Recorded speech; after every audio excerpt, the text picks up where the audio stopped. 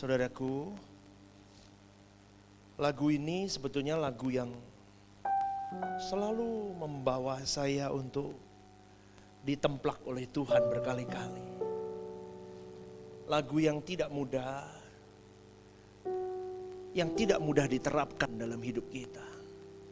Menyenangkanmu, oh senangkanmu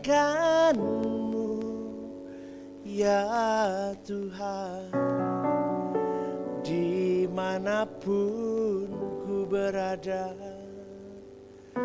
senangkan. Kita bisa didok menyenangkan tuh kalau udah di sini loh. Kita didok di sini. Ini baru menyenangin Tuhan.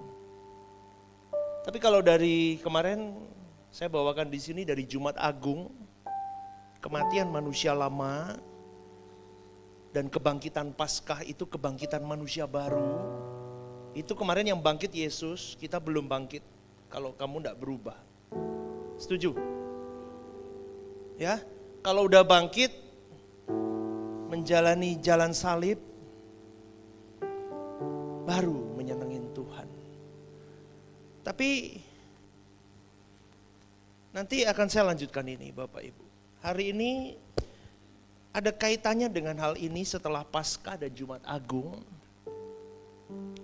Saya mau mengajak kepada kita semua, kenapa kita sulit sekali menjadi manusia baru yang menyenangkan hati Allah. Banyak orang Kristen yang tidak menyadari bahwa ada perjalanan ini, kamu tidak disuruh jalan tol loh. Di sini ada halangan banyak. Dan di balik halangan ini kita harus tahu ada oknumnya. Maka judul hari ini saya beri judul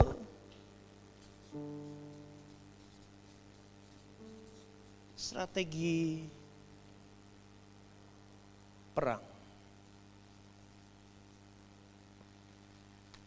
Ada banyak pandangan saudaraku yang mengatakan tidak perlu belajar tentang demonologi atau tentang iblis, tentang setan, tidak perlu. Ini akan saya bahas nanti sampai minggu-minggu selanjutnya saudaraku. Berkesinambungan seperti tentang hati Daud itu ya, perjalanan hati Daud. Ini saya akan strategi perang 1, 2, 3 terus nanti akan sambung. Kalau Anda berpikir, ada pandangan yang berpikir tidak perlu kita memahami, mengerti siapa oknum iblis ini, itu sebuah kesesatan, itu keliru. Karena kita harus mengenal siapa dan bagaimana iblis itu, sampai pola bekerjanya, siapa oknum ini, supaya kita mengerti bahwa kalau kita memahami oknum ini, nanti kita akan bisa melihat ada satu peta hidup yang bisa kita lihat bahwa di balik oknum ini ada satu pribadi yang dahsyat hakikatnya, yaitu Allah Bapa itu. Tapi kita harus kenal dia. Dan oknum ini sangat penting karena berkesinambungan dengan yang namanya soteriologi, keselamatan kita. Maka belajar atau mengenal oknum ini sebetulnya bukan demi oknum ini, tetapi demi Allah yang menciptakannya. Mengenal Allah Bapa dari aspek-aspek termasuk mengenali hubungan dengan oknum setan ini, itu mutlak dan harus mengerti. Orang Kristen harus paham. Maka sebagai anak Allah, orang percaya harus memahami dengan lengkap, dengan utuh apa yang dikemukakan di dalam Alkitab tentang oknum ini. Amin, saudaraku. Ya. Ada sebelum saya lanjut ya, saudaraku, saya teringat dengan Matius 22 ayat 37 yang berkata, "Kasihilah Tuhan Allahmu dengan segenap hatimu, dengan segenap jiwamu, dan dengan segenap akal budimu." Itu perintah yang diucapkan Yesus sendiri. Di perjanjian baru itu diucapkan itu. Artinya apa? Dengan akal budimu. Yang saya bidik itu akal budinya. Kenapa pakai akal budi? Kamu melawan oknum yang sudah jutaan tahun, Semua musim dia ada, betul kan? Semua zaman dia sudah ada. Maka kamu harus punya strategi perang. Ini muncul seketika, saya dari dulu gak begitulah. Saya sudah ngomong sama banyak aktivis, sama jemaat. Kita gak kelihatan, tapi dimensi roh itu gak main-main. Kita nyanyi, menyenangkanmu. Kamu kira iblis diam aja? Betul kan? Menyenangkanmu. Kamu kira dia diam aja? Enggak, saudara. Kamu baca firman, kamu kira diam? Enggak. Kamu dengar ajaran murni begini, kamu pikir setan itu diam? Tidak. Dia punya strategi. Maka orang percaya harus punya strategi perang juga. Kalau enggak, hidupmu dan hidupku diluluh lantakan di sini terus. Semua bidang hidup kita, termasuk pelayananmu, dihabisi di sini. Tapi orang seringkali tidak mengenakan akal budinya bertuhan. Akal budi itu menunjuk kepada pikiranmu, kepada nalarmu, kepada kesadaranmu, caramu memahami sesuatu. Kenapa Tuhan suruh kita mencintai dia dengan akal budi kita? Supaya kita mencintai dia, mengenali dia, menyentuh dia dari kesadaran kita utuh. Dengan kesadaran utuh, Adam memberontak kepada Allah. Maka Tuhan menginginkan kita manusia dengan kesadaran penuh mencintai dia dengan utuh. Ngerti gak saudaraku? Ngerti ya? Disitulah sebetulnya kita sedang menghajar iblis ini. Saudaraku, dengan memahami realitas setan ini, Anda akan mengenali tentang keselamatan umat manusia. Karena soteriologi tidak dapat dipisahkan dari pengajaran mengenai setan ini. Karena oknum ini sangat berperan. Setan atau iblis adalah oknum yang ikut mengukir sejarah di surga dan sejarah di bumi. Di surga dia memberontak kepada Allah. Di bumi dia membujuk manusia pertama untuk melanggar larangan Allah. Dan setan ini berhasil menjatuhkannya. Saudaraku, ketika seseorang belajar mengenai realitas setan, maka kalau nanti ya berjalannya terus kita belajar, kita akan terbangun sebuah kekaguman terhadap Allah yang maha dahsyat. Dan perasaan takut yang kudus, yang proporsional kepada Allah nanti. Nanti saya akan ajarkan nanti di next. Kenapa kok tidak diselamatkan? Kenapa manusia diselamatkan? Malaikat jatuh kok gak diselamatin? Kok manusia diselamatin? Kita belajar itu nanti. Tapi lebih dari untuk kita membangun kekaguman kepada Allah. Tapi lebih dari itu ketika mengenal bagaimana asal muasal setan ini, yang dulunya makhluk surgawi itu, orang percaya dapat menemukan sebuah kebenaran yang berkaitan dengan rencana penyelamatan umat manusia yang diprakarsai oleh Bapa itu sendiri. Karena dengan kita mengerti pribadi ini, saudaraku, kita mulai menangkap satu tujuan Allah garis besarnya. Kenapa Allah menciptakan manusia? Karena manusia diciptakan untuk menjadi corpus delicti-nya Tuhan. Corpus delicti adalah fakta yang membuktikan bahwa suatu kesalahan atau kejahatan sudah dilakukan oleh oknum ini. Saudaraku, setan atau iblis tadinya adalah makhluk surgawi yang memberontak kepada Allah. Allah tidak menghukum setan karena belum dapat dibuktikan kesalahannya. Inilah tatanan Allah. Seperti firman Allah yang mengatakan bahwa di mana tidak ada Taurat, maka tidak ada pelanggaran. Itu Roma 4 ayat 15. Hukum Taurat itu membangkitkan murka. Maksudnya gimana, Pastor? Hukum Taurat, perintah-perintah Allah itu menyatakan standarnya kebenaran Allah. Tapi justru karena manusia berdosa, hukum itu membuat dosa semakin nyata, semakin jelas. Akibatnya manusia sadar dia melanggar hukum itu. Dan pelanggaran itu mendatangkan murka Allah. Jadi hukum Taurat itu bukan penyebab dosa, tetapi menyingkap dosa. Karena dosa itu sudah ada sebelum ada hukum Taurat. Setuju nggak Bapak Ibu? Betul kan? Tetapi dengan adanya hukum Taurat, maka hukum itu menyingkap dosa itu. Contoh ya, kalau di jalan pinggir ini nggak ada rambu-rambu dilarang masuk, orang nggak sadar itu salah. Tapi ketika ditaruh rambu-rambu, dilanggar, jadi salah. Seperti itulah hukum Taurat.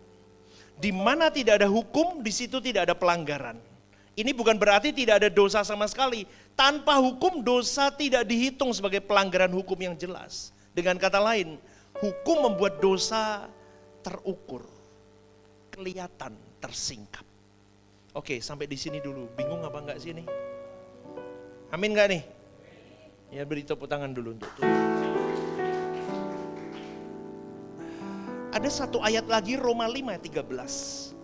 Dikatakan begini, sebab sebelum hukum Taurat ada, telah ada dosa di dunia.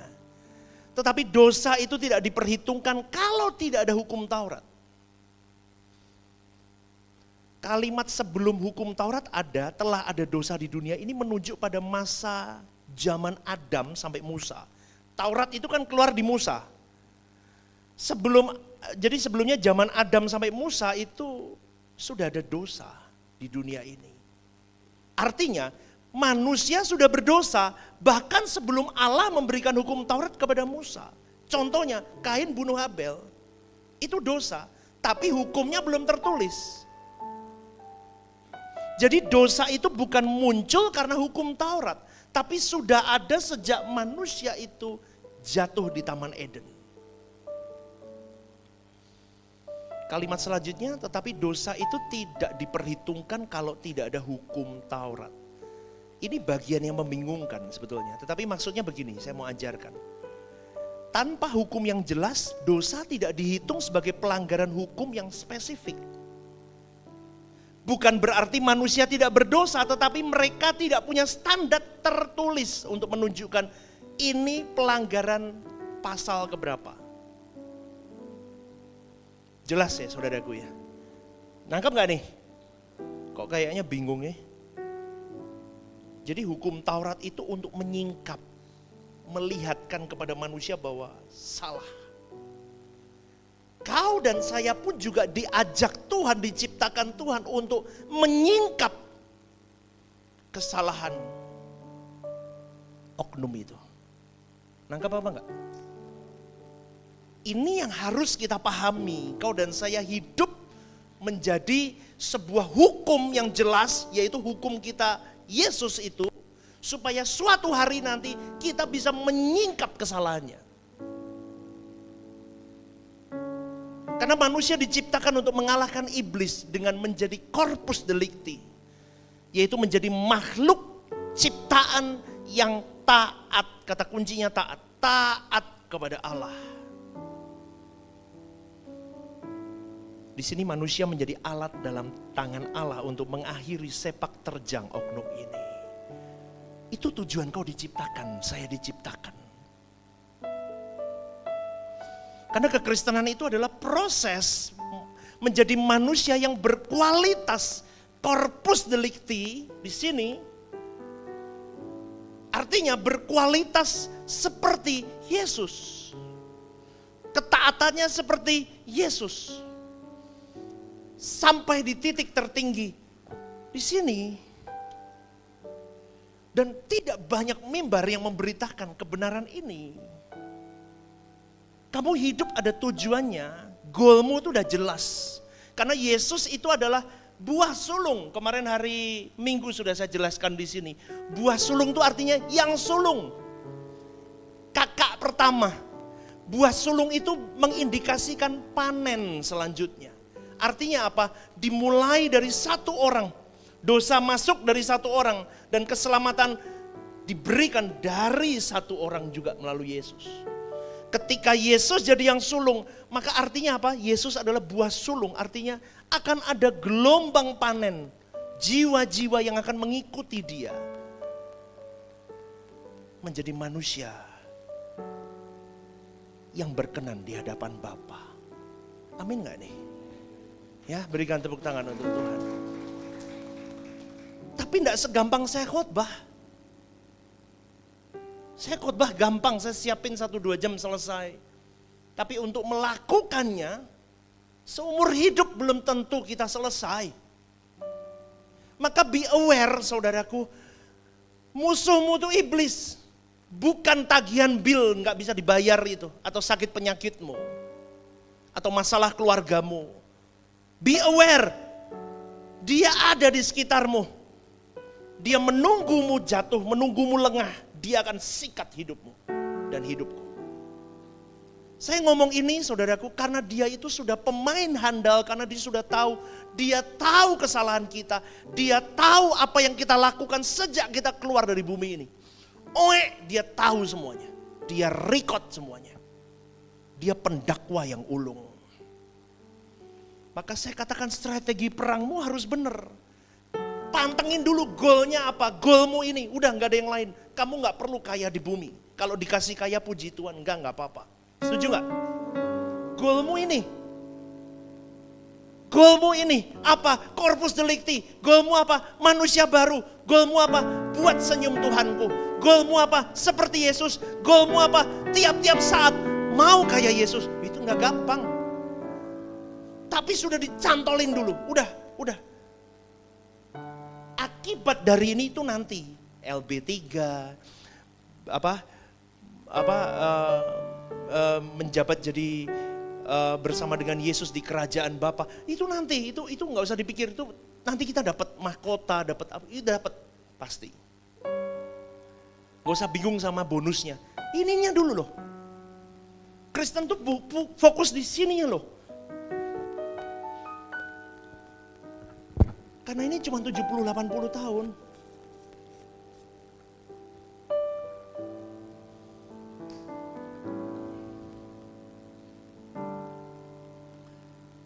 Yesus Corpus Delicti pertama yang menggantikan Adam yang gagal. Saya rindu Rehoboth Semarang selanjutnya. Amin. Berikan tepuk tangan untuk Tuhan dong. Yesus menang. Buah sulung itu menang. Kita selanjutnya. Kita harus tahu saudaraku, kalau kita belajar tentang oknum setan ini dari Alkitab, kita harus tahu sepak terjangnya. Dari sepak terjang Lucifer, orang percaya dapat menimba kebenaran yang sangat mahal. Sepak terjang oknum ini adalah gambaran kejahatan yang harus dijauhkan dari kehidupan orang percaya. Kalau kau dan saya mempelajari sepak terjangnya, kita mulai mengenali bagaimana musuhku ini beroperasi dalam kehidupanku. Terkait dengan hal ini, saudaraku, hendaknya orang percaya tidak merasa sombong. Kau, tak kasih tahu, saudaraku. Tak kasih tahu. Jangan merasa kebal. Bapak Ibu kalau lihat saya di situ udah begini,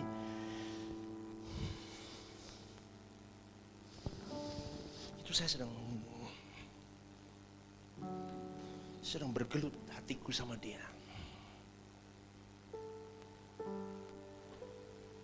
Kenapa? Karena ini aku masih hidup di daging, Tuhan. Aku tahu yang benar, tapi seringkali dagingku ingin ke arah yang lain. Betul kan? Betul gak? Dan iblis itu menggelitik kita terus.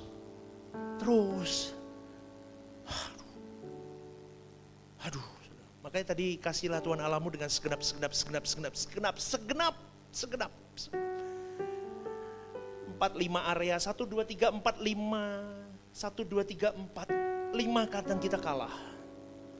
1, 2, 3 menang, 4, 5 kalah. Stres loh saudaraku.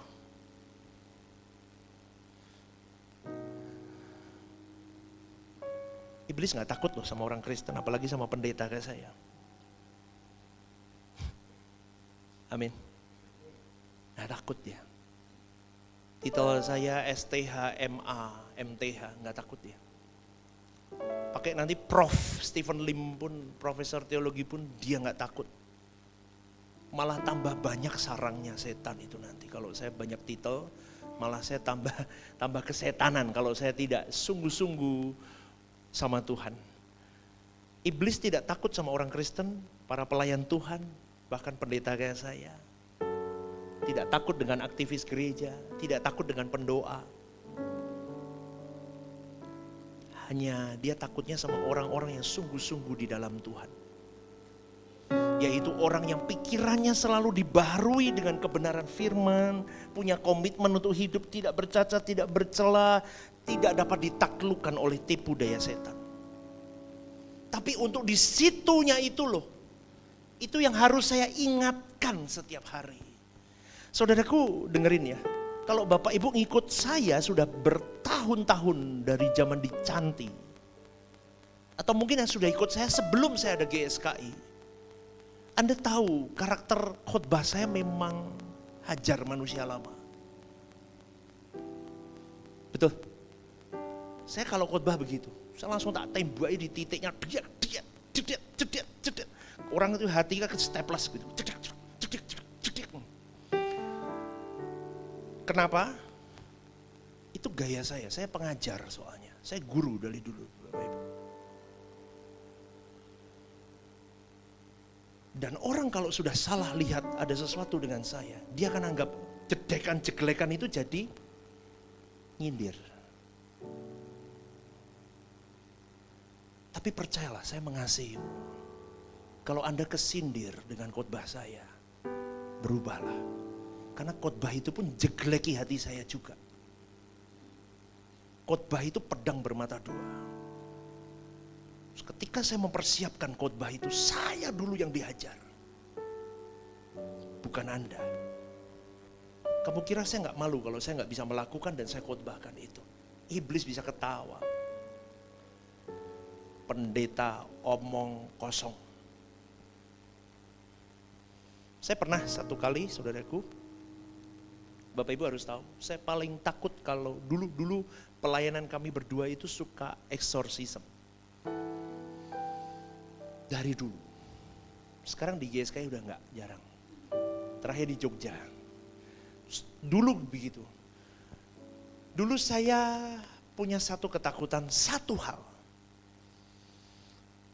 Dulu kalau saya, kuasamu terlebih besar. Itu kadang saya nyanyi begitu, ngerok tiba-tiba ada gitu. Bapak Ibu tahu nggak apa yang saya takutkan sebetulnya? Kalau ada sesuatu yang tidak bersih. Kamu kira setan kamu usir gitu tinggal keluar? Belum tentu loh. Dia bisa balikin loh. Kamu ngusir aku, setan ngusir setan. Teman saya Mbak Tuhan pernah begitu kan. Hah? Di depan jemaatnya dia bisa permalukan pendeta itu. Kamu masih nonton pornografi mau ngusir saya. Bisa begitu loh. Dia tahu total hidup kita, nggak ada yang ditutup. Kamu kira nggak main-main? Ini jago ini, saudaraku. Ini lihai. Bapak Ibu nggak tahu dosa apa yang saya simpan, tapi dia tahu. Dia bisa telanjangi kita di depan, dipermalukan, didakwa kita. Saya sampai ngomong, ngeri. Maka setiap pelayanan, setiap hari, setiap saat dulu masih ngawur saya pelayanan, pokoknya berangkat pelayanan. Terus setelah memahami, mulai. Kalau mau pelayanan persiapan dulu. Terus mulai sadar lagi, tiap hari harus, langkahnya begitu. Itu metamorfosis orang. Dulu kalau mau perang aja baru siap-siap. Kalau mau tinju itu, ayo. Hari ini nge-gym dulu, latihan dulu, besok fight. Gak bisa loh. Tiap hari latihan. Kalau enggak, tumbang kita. Bapak Ibu, sungguh suatu bahaya besar kalau orang percaya terlalu mengecilkan. Iblis sudah tidak berdaya lagi. Kalau dibaptisnya, amin, ku menang bersama Yesus Tuhan. Ku menang di dalam peperangan. Ku menang atas segala setan. Haleluya. Belum menang. Kita si celup ki. Menangmu tuh nanti nih loh, fightmu tiap hari. Kamu jangan anggap kecil loh itu oknum ini, saudaraku. Banyak orang mengecilkan, oh udah dikalahkan, diinjak oleh Yesus. Iya, Yesus sudah menang, kita belum. Makanya saudaraku, iblis yang cakap dalam strategi itu berusaha di dalam supaya agar orang Kristen punya gambar yang salah tentang dirinya, supaya mengentengkan dia dan akhirnya dia bisa leluasa untuk menghasutmu dan menghasutku, menghancurkanmu dan menghancurkanku. Maka malam hari ini saya bahas ini dan next ke depan supaya kita mengenal benar oknum ini. Karena kemenangan Yesus terhadap setan ini tidak membuat orang percaya otomatis ikut menang. Karena kau dan saya harus berjuang sendiri, saudaraku. Kemenangan Yesus itu memberi jalan. Bukan membuatmu menang secara, no, dia buka jalan. Supaya kau dan saya punya kesempatan untuk memperoleh kemenangan seperti dia memperoleh kemenangan. Amin. Sampai di sini mengerti saudaraku ya. Orang percaya harus memiliki kemenangan sendiri terhadap oknum ini. Itulah sebabnya berulang-ulang kali dalam kitab Wahyu dikatakan orang percaya harus menang seperti Yesus menang. Contohnya Wahyu 2:7 dikatakan siapa bertelinga, hendaklah ia mendengarkan apa yang dikatakan roh. Ya begitu, lanjut ya. Wahyu 2:11 sama lagi, siapa bertelinga. Tapi orang Kristen tidak banyak yang bertelinga. Siapa bertelinga? Karena ada janji-janji yang dikatakan di dalam Wahyu 3:5 dikatakan barang siapa menang. Wahyu 3:12 barang siapa menang. Wahyu 3:21 barang siapa menang. Itu janji-janjinya, tetapi sebelum janji-janji itu Wahyu 2 dikatakan, siapa bertelinga? Siapa bertelinga? Ini benar saudaraku.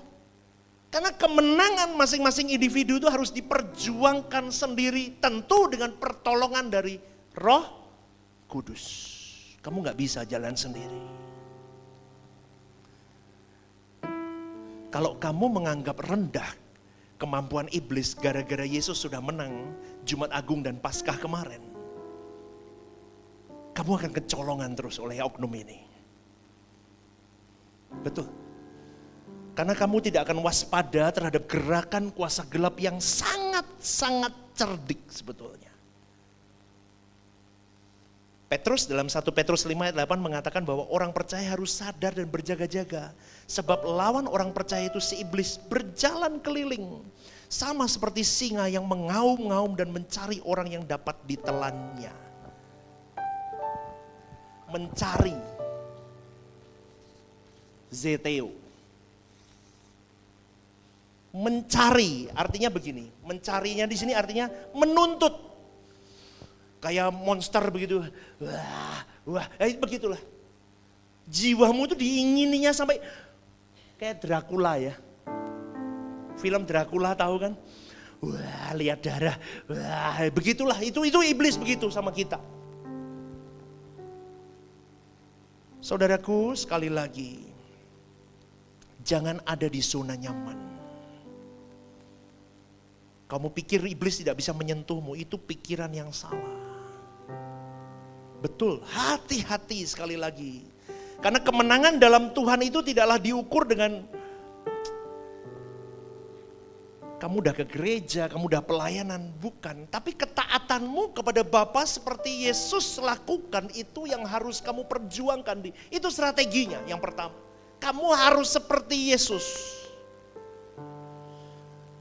Maka dalam Efesus 4 ayat 27 dikatakan, dan janganlah beri kesempatan kepada iblis.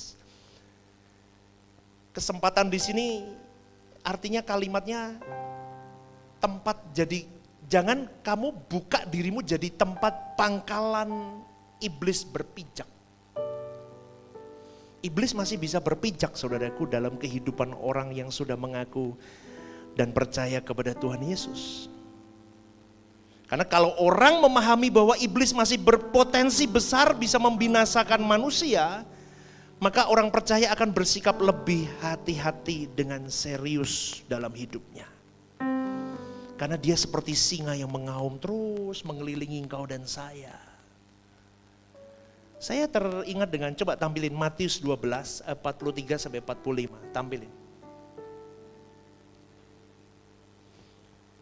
Dan apabila roh jahat keluar dari manusia, ia pun mengembara ke tempat-tempat yang tandus mencari perhentian. Tetapi ia tidak mendapatkannya. Lalu ia berkata, aku akan kembali ke rumah yang telah kutinggalkan itu. Maka pergilah ia dan mendapati rumah itu kosong, bersih, tersapu dan rapi teratur. Lalu ia keluar dan mengajak 7 roh lain yang lebih jahat daripadanya. Dan mereka masuk dan berdiam di situ. Maka akhirnya keadaan orang itu lebih buruk daripada keadaannya semula. Demikian juga berlaku atas angkatan yang jahat ini. Perikop ini, Tuhan Yesus mau menyatakan bahwa orang yang sudah menerima pelepasan dari kuasa gelap pun masih bisa dikuasai kembali. Sehingga keadaannya jadi lebih buruk dari sebelumnya. Dari paragraf ini, saudaraku, Tuhan Yesus mau memberi peringatan yang jelas bahwa kuasa gelap dapat memobilisasi pasukannya untuk membinasakan kehidupan seseorang. Anda kalau sudah ngerti petanya begini, dia mendakwa, dia merasuki pikiranmu, dia merasuki hatimu, dia merasuki semua tingkah lakumu, bahkan dia bisa merasuki jiwamu. Itu enggak main-main, berarti ini oknum yang harus benar-benar kita perhatikan dengan baik-baik. Tapi tanggalan pertama yang harus dilakukan adalah kita mengerti ada strateginya. Bagaimana pastor, apa yang harus kulakukan awal-awal? Hiduplah suci. Amin. Ini sudah shield pertama, ini pagar pertama. Tuabrak itu dulu, udah. Mau hidup suci dia mau merasuki pikiran, nggak bisa udah. Suci di sini pun bertahap. Pikiran, perasaan, kehendak, itu masuk di hati, mulut, tindakan. Dan terus saudaraku, terus berkembang. Pilihanmu selalu di situ. Jadi kita ini seperti manusia yang ditempatkan di Taman Eden lagi. Seperti Adam dan Hawa, tiap hari begitu. Kita diperhadapkan kepada pilihan, jadi anak Allah, taat seperti Yesus, atau aku mau memberontak kepada Tuhan hari ini. Seperti Lucifer. Pilihan ini yang membuat orang percaya memiliki tanggung jawab yang berat di dalam menjalani hidup. Tapi tidak banyak orang Kristen yang paham bahwa kita tiap hari itu seperti diletakkan sama Tuhan di Taman Eden. New day ditaruh. Tung, mulai. Ayo, pilih aku atau berontak sama aku. Hari ini selesai, oke, besok lagi. Tuk, fight lagi. Ambil, besok lagi taruh. Pagi-pagi buta kau buka mata, bangun tidur, tuk, taruh lagi. Fight lagi di situ. Pilih Tuhan atau berontak sama Tuhan. Pilih Tuhan, berontak sama Tuhan. Itu terus loh saudaraku. Itu sampai mati kita. Maka Efesus 4 ayat 17 berkata, sebab itu kukatakan dan kutegaskan ini kepadamu di dalam Tuhan. Jangan hidup lagi sama seperti orang-orang yang tidak mengenal Allah dengan pikirannya yang sia-sia. Paulus mengingatkan bahwa ada kemungkinan orang-orang yang sudah mengenal Allah bisa hidup lagi sama seperti orang-orang yang tidak mengenal Allah. Saya ulang, Efesus 4 ini. Sebab itu kukatakan dan kutegaskan loh, sampai kukatakan dan berarti penyakit ini sudah dari dulu ada. Sampai kutegaskan, kukatakan di dalam Tuhan, Tuhan jadi saksinya. Jangan hidup lagi sama seperti orang-orang yang tidak mengenal Allah. Dengan pikirannya yang sia-sia. Artinya Paulus mau ngomong begini. Orang yang sudah kenal Allah pun bisa hidup seperti orang yang tidak kenal Allah. Karena iblis masih punya peluang untuk merebut manusia itu supaya jadi miliknya. Supaya nanti bisa cipika-cipiki sama dia di kerajaan kegelapan. Lu betul Bapak Ibu. Lu pendeta aja banyak begitu kok. Lu saya aja kadang masih begini kan ditarik. Udahlah. Ngapain sih lu pelayanan? Udahlah. Udahlah Stephen. Pikirannya padahal aku sudah tahu. Aku udah kenal Allah, aku udah tahu goalnya. Aku ngajarin orang banyak goalnya. Tapi setan masih tarik loh. Udahlah Stephen. Kadang dimunculin, Stephen. Ini kamu melakukan ini semua. Kalau ternyata Tuhan tidak ada gimana? Itu hanya ilusi dan sugestimu gimana Stephen? Ngeri loh. Itu bisa masuk loh ke dalam diri saya.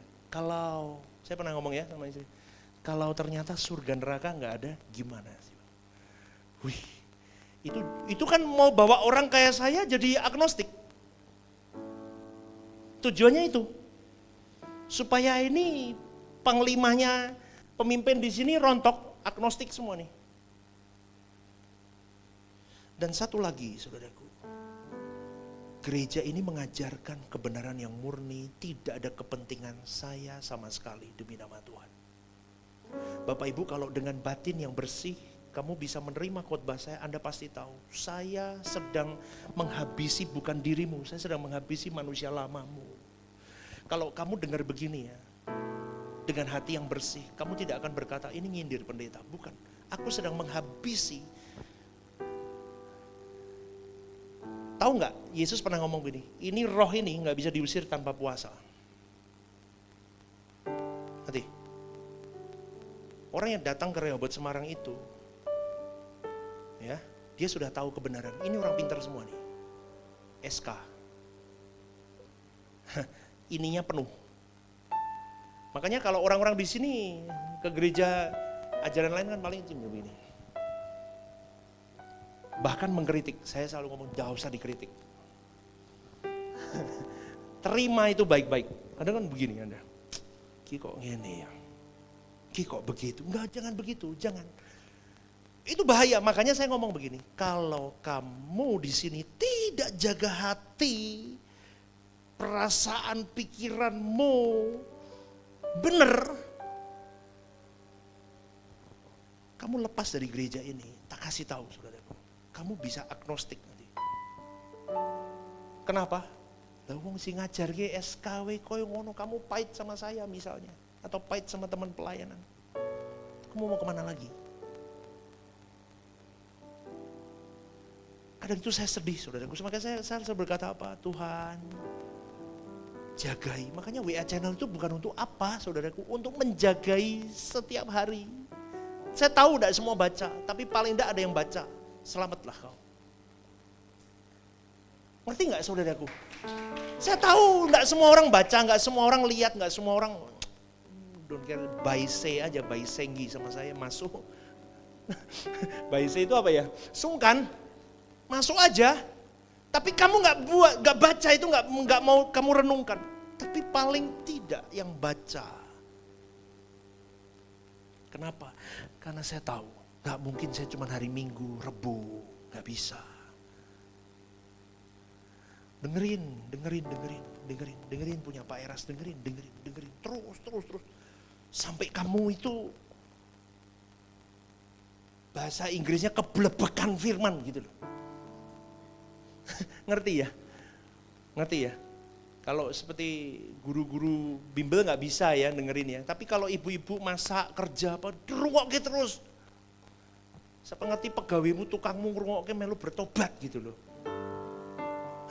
Ya, bulebakan sampai bulebakan terus saudaraku. Kenapa? Ini loh.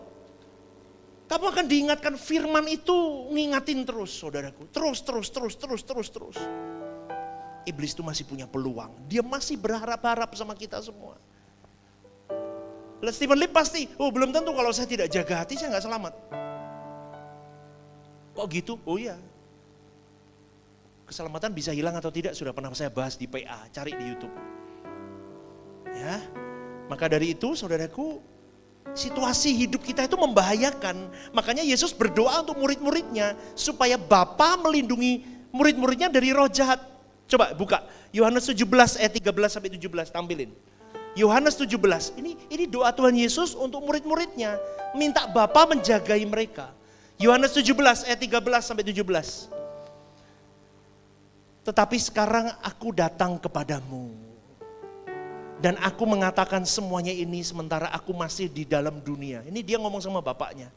Supaya penuhlah sukacitaku di dalam diri mereka. Di dalam mereka murid-muridnya. Aku telah memberikan firman-Mu Bapa kepada mereka. Dan dunia membenci mereka. Karena mereka bukan dari dunia. Sama seperti aku bukan dari dunia. Aku tidak meminta supaya engkau mengambil mereka dari dunia, tapi supaya engkau melindungi mereka daripada yang jahat. Setan tuh gini loh, kasih anak panah, siap, seret. Stephen Lim, oke, jebret. Pak Peter, mau jadi apa? Worship leader. Ku mau pikul salibku. Kan lagunya itu kan kemarin, kamu kira gampang. Dia jebretin terus. Ayo pikul salibmu coba. Jebret sampai lumpuh tuh. Tuh. Engkau melindungi mereka daripada yang jahat. Yesus tahu. Iblis tidak tinggal diam untuk menyenangkan Bapaknya. 16, mereka bukan dari dunia. Sama seperti aku bukan dari dunia. Permintaan Yesus, kuduskanlah mereka dalam kebenaran. Dalam apa? Kebenaran itu apa? Firman yang menguduskan pikiranmu, hatimu, mulutmu, perasaanmu. Firman, baca firman, renungkan firman, dengerin. Supaya kamu tidak kerasukan setan. Firman-Mu adalah kebenaran. Berikan tepuk tangan untuk Tuhan. Ketika saya mempersiapkan ini, saudaraku, saya mulai duduk diam. Kenapa gereja pelayanan banyak diributkan dengan banyak manusia yang tidak perlu sebetulnya? Itu dari kutub utara sampai kutub selatan seluruh dunia begitu loh. Semua. Kenapa? Karena iblis tidak mau pekerjaan Tuhan berjalan baik. Betul? Lumpuh. Gereja fight gereja. Pendeta debat dengan pendeta. Rusak. Semua dimasuki roh yang intinya aku paling benar. Aku terbaik. Aku. Bahaya saudara. Itu sebenarnya sedang dipanahin anak panah iblis. Nah besok saya kasih ya renungan anak panah iblis. Saya sudah siapin. Kemarin saya sudah cari saudaraku beberapa ini ya. Besok saya kirim siang, jebret. Saudaraku. Makanya berdoa. Minta tuntunan dari Bapa. Orang yang berdoa minta tuntunan aja gak lepas dari itu. Itu aja kadang kalau bahasa Jawanya itu sudah keser-keser. Minta tolong Bapa itu loh masih keser-keser saudaraku. Ngerti keser-keser? Keser-keser ya apa ya? Begini loh. Aduh. Lagi keser-keser. Ikut Tuhan tuh kayak gini loh. Kalau ngerti Bapak Ibu. Itu loh, itu udah doa loh. Itu udah habis hidupmu untuk fokus ke Tuhan begitu. Tapi tetaplah setia. Kamu kira Stephen Lim ngomong gini gampang? Tetaplah setia.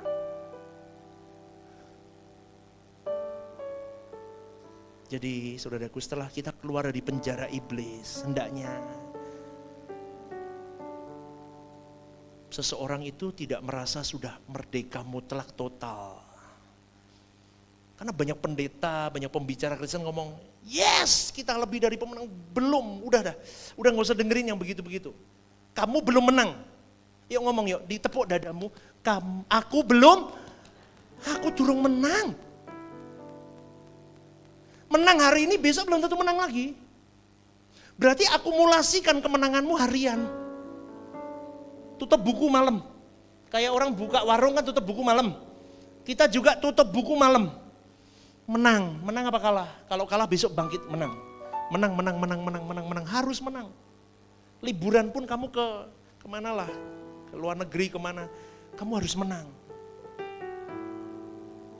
Jangan di Indonesia aja, kalau di Semarang. Kudus, kuduslah Tuhan, Allah semesta alam. Tapi kalau udah ke luar negeri, cewek-ceweknya kurang bahan, kamu gak kudus. Halo? Dia tetap harus kudus, piye corone kudu kudus. Makanya pendeta Similemi pernah ngajarin, gak usah lihat lawan jenismu lebih dari 2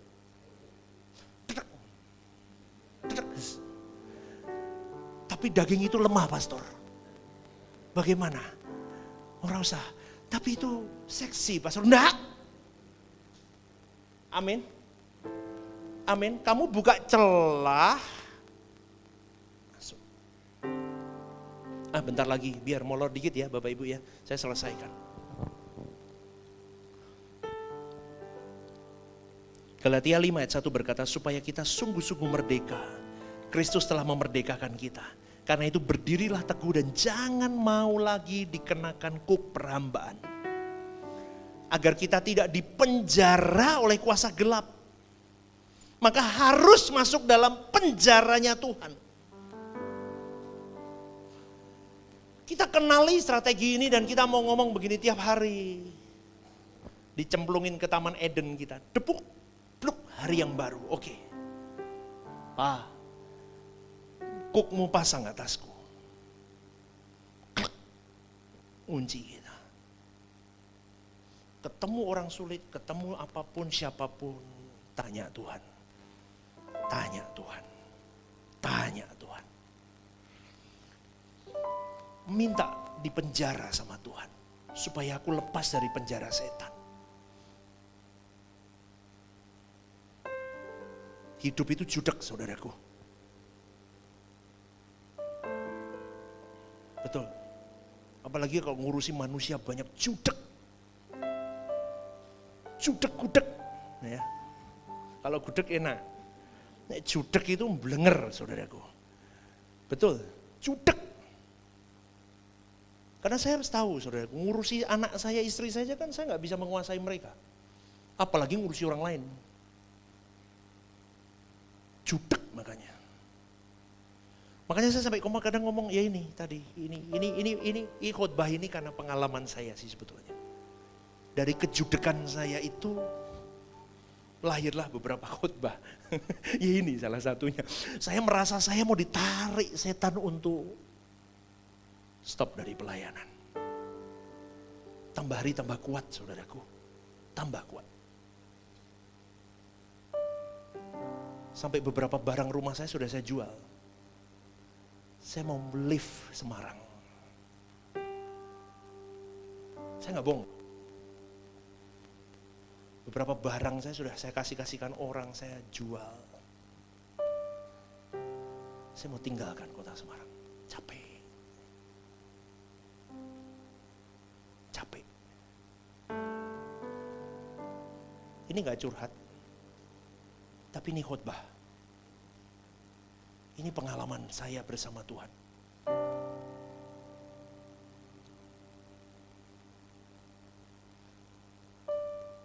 Kalau Anda capek kerja, tapi ada duitnya.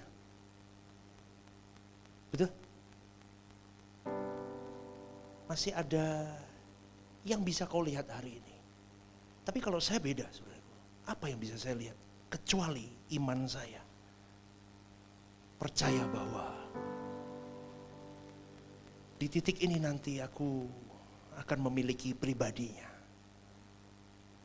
Maka saya tadi kalimatkan ini, penjarakan hidupmu di dalam penjara Tuhan. Sehingga ketika kamu sudah mulai mau nyelup, tarik lagi. Kamu mulai mau jatuh, tarik lagi.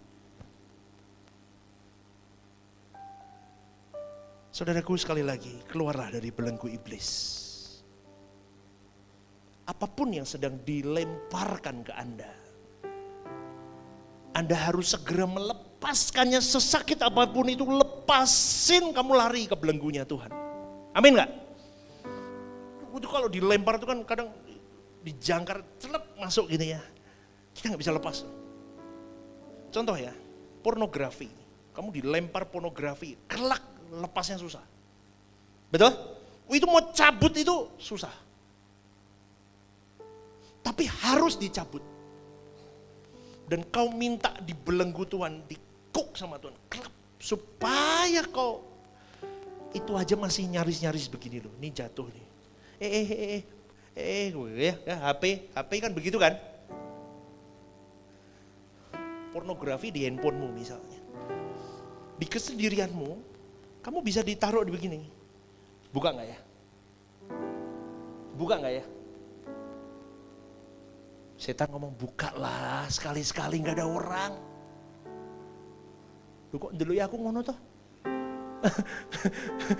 Buka lah, sekali-sekali nggak ada orang. Udahlah, Stephen. Tapi nanti dosa. Sekali aja ini nggak apa-apa lah. Tuhan itu kan maha